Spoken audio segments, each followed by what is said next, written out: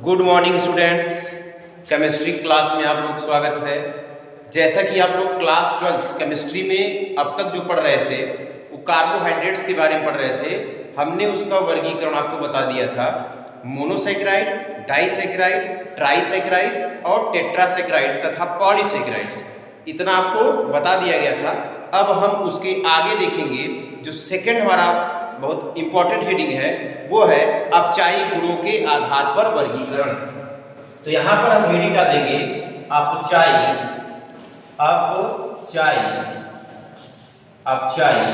गुणों के आधार पर, अपचायी गुणों के आधार पर, अपचायी गुणों के आधार पर वर्गीकरण, अपचायी गुणों के आधार पर वर्गीकरण।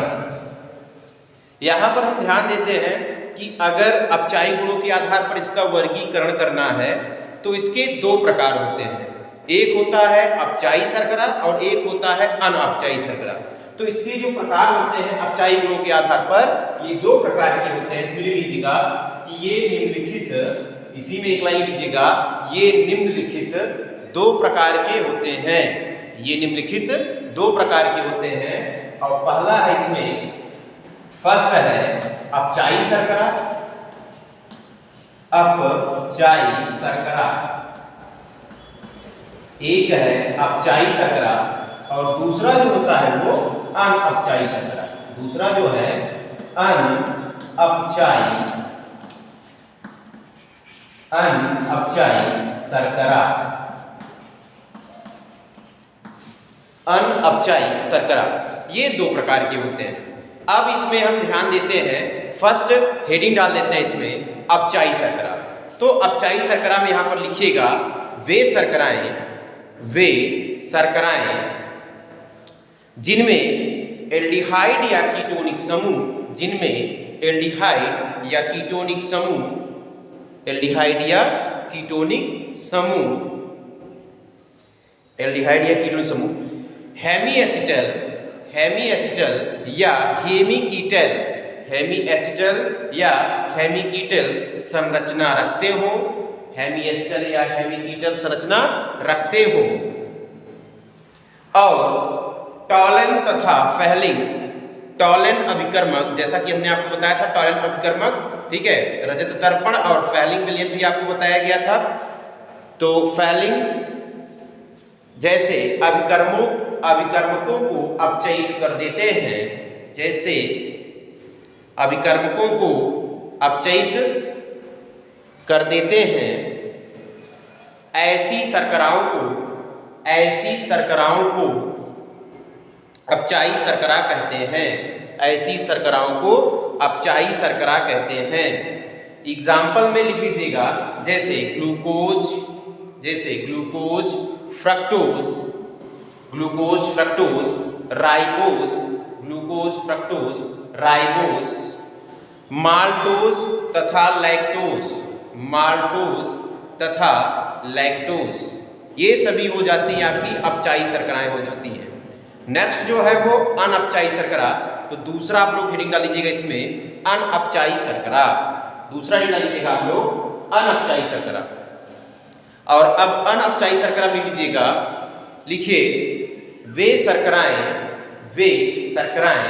जो टॉलन अभिकर्मक, वे शर्कराएं जो टॉलन अभिकर्मक हो गया, फेहलिंग विलयन, टॉलन अभिकर्मक, फेहलिंग विलयन जैसे अभिकर्मकों को अपचयित नहीं कर पाते, जैसे अभिकर्मकों को अपचयित नहीं कर पाते, ऐसी शर्कराओं को अनअपचायी शर्करा कहते हैं। ऐसी शर्कराओं को अनअपचायी शर्करा कहते हैं। हो गया। एग्जाम्पल के रूप में लिख लीजिएगा, जैसे पॉलीसैकेराइड स्टार्च तथा पॉलीसैकेराइड सेल्यूलोस, सुक्रोज आदि, ये सभी आपकी क्या हो जाती हैं, ये अनअपचायी शर्करा के अंतर्गत इनको रखा गया है। अब हम कार्बोहाइड्रेट्स का जो नामकरण होता है, ठीक है, इसको देखते हैं। तो नेक्स्ट आप लोग हेडिंग डाल लीजिएगा, कार्बोहाइड्रेट्स का नामकरण। किस प्रकार से इसका हम नामकरण करते हैं इसको हम देखते हैं। तो यहाँ पर नेक्स्ट हेडिंग डाल लीजिएगा, कार्बोहाइड्रेट्स का नामकरण। यहाँ पे नेक्स्ट हेडिंग है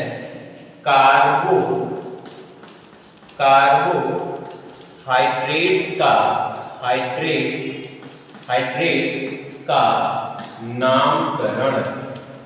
कार्बोहाइड्रेट्स का नामकरण ये किसके अकॉर्डिंग किया जाता है, इसको हम ध्यान से देखते हैं।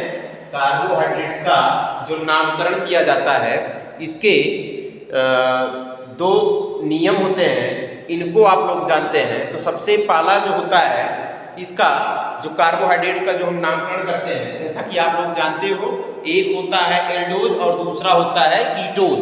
तो यहाँ पर कार्बन परमाणु की संख्या, यहाँ पर फर्स्ट लिखेंगे कार्बन परमाणु की संख्या, कार्बन परमाणु की संख्या। दूसरा क्या लिखेंगे, एल्डोज, एक होगा एल्डोज और दूसरा जो होता है वो होता है कीटोज। एल्डोज और दूसरा कीटोज, जिसमें एल्डिहाइड फंक्शनल ग्रुप मुख्य क्रियात्मक समूह में होता है उसे हम एल्डोज शर्करा कहते हैं, और जिसमें कीटोन समूह मुख्य क्रियात्मक समूह के रूप में रहता है उन्हें हम कीटोज कहते हैं।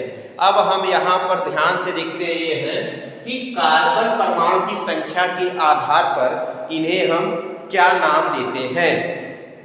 तो कार्बन परमाणु की संख्या के आधार पर अगर हम बात करें तो यहाँ पर हम 3 कार्बनों से इनकी संख्या को देखेंगे। यदि 3 कार्बन हो तब उसे क्या कहेंगे, पहला, ठीक है, और दूसरा 4 कार्बन हो तब क्या कहेंगे, ठीक। उसके बाद फिर अगला वाला हम देखेंगे, जब 5 कार्बन हो तब क्या कहेंगे, और जब 6 कार्बन हो तब हम क्या कहेंगे, इसको देखते हैं।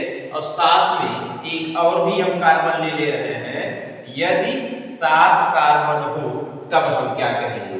तो जैसा कि आपको पता है कि यहाँ पर 3 कार्बन है, तो 3 कार्बन के लिए हम क्या लिखेंगे, तो यहाँ पर एल्डिहाइड समूह है तो लिखेंगे एल्डो, क्या लिखेंगे, एल्डो, और 3 है तो यहाँ पर हो जाएगा ट्राइओज, एल्डो ट्राइओज। अब 4 के लिए हम क्या लिखेंगे, इसको इंग्लिश में भी लिख सकते हैं, एल्डो ट्राइओज। और फिर ये दूसरा जो है जब 4 होगा, ठीक है, इसी प्रकार से यहाँ पर हम कीटोन्स का भी देख लेते हैं। तो जैसे यहाँ पे आपने एल्डो लगाया है वैसे यहाँ पे लगेगा कीटो ट्राइओज, क्या लिखा जाएगा, कीटो ट्राइओज। समझ में आप लोग को आ रहा होगा, जैसा कि किस प्रकार से 3 कार्बन ये ट्राई लगा रहता है तो यहाँ पे इसी प्रकार से लिखा जाएगा कीटो ट्राइओज।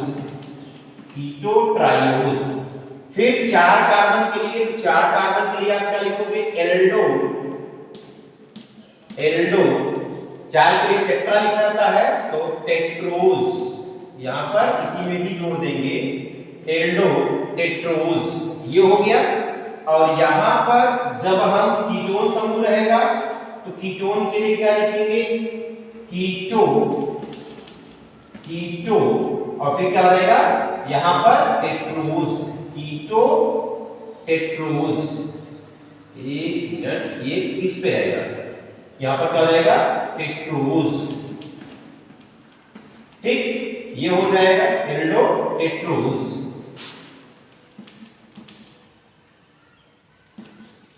एल्डो टेट्रोज, ये इस प्रकार से, और यहाँ पर कीटो टेट्रोज, ये हो जाएगा। जब 5 कार्बन रहेगा तो 5 कार्बन के लिए क्या लिखा जाएगा, एल्डो पेंटोज, एल्डोपेंटोज। तो यहां पर हम लिख देंगे एल्डोपेंटोज, एल्डोपेंटोज ये हो गया। यहां पर नेक्स्ट इसका जब लिखेंगे तो कीटोपेंटोज, कीटोपेंटोज ये लिख दिया जाएगा। तो कीटोपेंटोज का इस प्रकार से लिखा जाएगा कीटोपेंटोज, ये हो जाएगा नाम इसका। 6 के लिए क्या लिखा जाएगा? एल्डोहेक्सोज,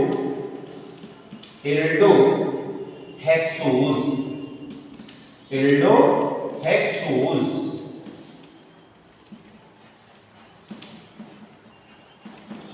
एल्डोहेक्सोज हो गया। यहां पर क्या लिखा जाएगा? कीटोहेक्सोज, कीटोहेक्सोज। इस आधार पर इसका नामकरण हम करते हैं। तो यहां पर क्या हो जाएगा? कीटोहेक्सोज ये हो गया नाम। 7 के लिए हम क्या लिखते हैं? यहां पर एल्डोहेक्टोज,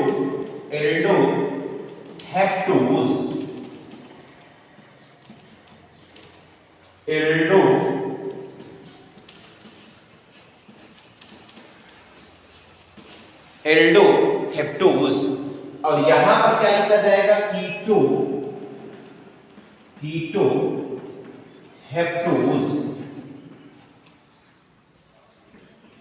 कीटोहेक्टोज। तो अब यहां पर आप लोग समझ में आ गया होगा कि इसके आधार पर, कार्बन परमाणु की संख्या के आधार पर हम कार्बोहाइड्रेट्स का नामकरण किस आधार पर करते हैं? कार्बोहाइड्रेट्स का नामकरण हम यहाँ पर कार्बन परमाणु की संख्या के आधार पर, यदि 3 कार्बन होगा तो जो एल्डोज शर्करा होगी तो एल्डोज शर्करा में हम एल्डोट्राइओज लिखते हैं। और जबकि अगर 3 ही कार्बन है और कीटोन शर्करा है या कीटोज शर्करा है तो उसके लिए हम नाम इसका कीटोट्राइओज लिखते हैं। और यदि 4 कार्बन परमाणु संख्या है तो वहां पर अगर एल्डोज शर्करा, यहां पर हम लिख देते हैं ये जो शर्कराएं हैं तो एल्डोज शर्करा जब होगी, क्या होगी? एल्डोज शर्करा। तो यहां पर कीटोज शर्करा, इसका नाम हम यहां पे लिख देते हैं। तो जब एल्डोज शर्करा होगी 4 के लिए तो एल्डोटेट्रोज बोला जाएगा, और इधर कीटो अगर होगा तो कीटोटेट्रोज बोला जाएगा। 5 के लिए यहां पर एल्डोपेंटोज बोला जाएगा, और यदि अगर कीटो होगा, कीटो शर्करा, तो कीटोपेंटोज बोला जाएगा। यदि 6 होगा कार्बन परमाणु संख्या तो यहां पर यदि एल्डोज शर्करा होगी तो एल्डोहेक्सोज बोला जाएगा, और यदि कीटो शर्करा होगी तो उसके लिए हम कीटोहेक्सोज बोलेंगे। ठीक है, कीटोहेक्सोज। और यहां पर यदि 7 कार्बन होगा तो 7 कार्बन के लिए हम एल्डोहेप्टोज बोलेंगे, और यहां पर कीटो शर्करा के लिए हम यहां पर कीटोहेप्टोज नाम देते हैं। तो इस अकॉर्डिंग आपका जो ये कार्बोहाइड्रेट्स होता है इनका नामकरण हम एल्डोज शर्करा और कीटोज शर्करा के आधार पर आसानी से कर पाते हैं। इसको आप लोग नोट कीजिएगा। इसमें यदि किसी भी प्रकार की आपको समस्या होगी तो आप लोग कमेंट बॉक्स में कमेंट कीजिएगा, हम उसको प्रोवाइड आपको कराएंगे ताकि आपको कोई समस्या